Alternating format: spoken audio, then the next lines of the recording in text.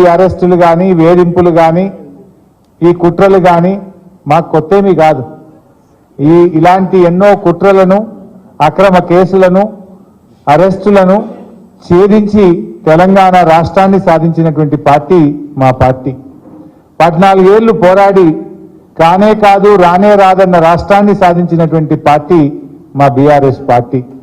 అందువల్ల దీన్ని తప్పకుండా మేము ఎదుర్కొంటాం, రాజకీయంగా ఎదుర్కొంటాం, న్యాయపరంగా కూడా ఎదుర్కొంటాం. మాకు న్యాయ వ్యవస్థ మీద సంపూర్ణమైన విశ్వాసం ఉంది. దీనిపైన న్యాయవాదులతో సంప్రదించి సుప్రీంకోర్టులో వెంటనే ఈ యొక్క అక్రమ అరెస్ట్ మీద మేము పిటిషన్ వేసి మరి లీగల్గా కూడా మేము ఫైట్ చేయడం జరుగుతుంది. అంటే ముఖ్యంగా మీరు ఇవాళ గమనిస్తే ఈరోజు సుప్రీంకోర్టులో కేసు వచ్చింది. ఈరోజు సుప్రీంకోర్టులో కేసు వస్తే దాన్ని సుప్రీంకోర్టులో 19వ తేదీ అంటే జస్ట్ ఆఫ్టర్ 3 days పోస్ట్ అయ్యి ఉంది.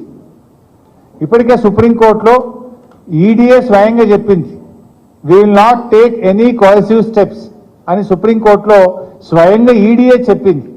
ఒకవైపు దేశ అత్యున్నత న్యాయస్థానములో మరి చెప్పినటువంటి మాటకు విరుద్ధంగా అది ఒక మహిళను శుక్రవారం రోజు అది సాయంత్రం 6:30 తర్వాత అరెస్ట్ చేయడం అంటే ఇది ఖచ్చితంగా రాజకీయ కుట్ర.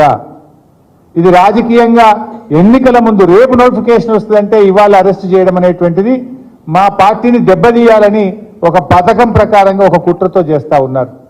19వ తేదీ కోర్టులో కేసులో ఉంది కదా, ఏమంత అర్జెంట్ వచ్చింది ఇవాళని అరెస్ట్ చేయాలని? కోర్టులో ఈ కేసు ఫుల్ మ్యాటర్ని ఎగ్జామిన్ చేస్తా ఉన్నారు. మహిళల్ని ఈడీ అరెస్ట్ చేయొచ్చా చేయరాదా?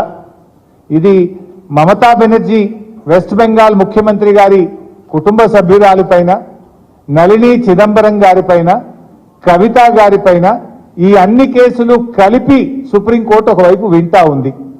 సుప్రీంకోర్టులో దీని మీద ఒకవైపు విచారణ జరుగుతూ ఉంటే, సుప్రీంకోర్టు దేశ అత్యున్నత న్యాయస్థానం దీన్ని విచారిస్తూ ఉంటే 3 రోజుల తర్వాతనే 19వ తేదీ సుప్రీంకోర్టులో మ్యాటర్ పెండింగ్లో ఉంటే ఇవాళ ఈ రోజు ఇంత అర్జెంటుగా అరెస్ట్ చేయడం అనేటువంటిది రేపు ఎలక్షన్ నోటిఫికేషన్ వస్తుంది కనుక పార్లమెంట్ ఎన్నికల్లో మమ్మల్ని దెబ్బతీయాలని ఇలా ఒక కుట్రతో చేసినటువంటిది అనేది ఇలా స్పష్టంగా రాష్ట్ర ప్రజలందరికీ కూడా అర్థమవుతా ఉంది.